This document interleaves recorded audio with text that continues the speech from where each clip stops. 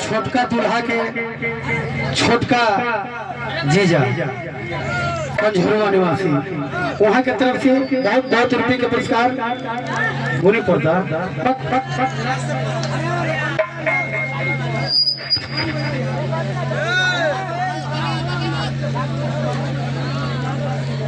मनाथा दूल्हा के बड़े भाई नगेंद्र यादव जी की तरफ से पुरस्कार हमारे कंपनी से गुजार करती है।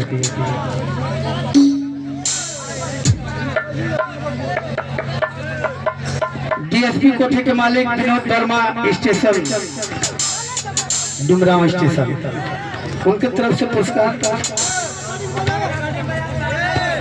चलिए रिकॉर्डिंग की फरमाइश है। हम अपने साउंड ऑपरेटर से आग्रह करते हैं कि भैया रिकॉर्डिंग लगा दो। रिकॉर्डिंग की फरमाइश होता और रिकॉर्डिंग बज रहा है तब तक हमारे सजिंदे कलकार आप लोग खाना खा लीजिए। आदेश भाई भाई हम क्या करें कि रिकॉर्डिंग लगाए के सजिंदा लोग के खाए का विदा कर दो।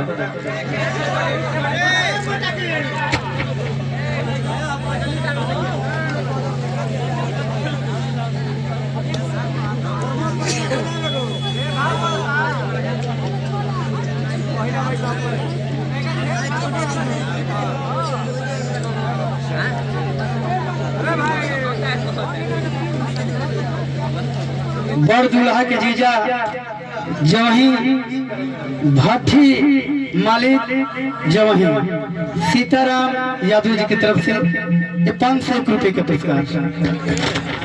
चली जा तार गाड़ी मारे। और दूल्हा के छोटे दूल्हा के चाचा जी की तरफ से तेजा चाचा की तरफ से बहुत बहुत रुपये के पुरस्कार। चलो धन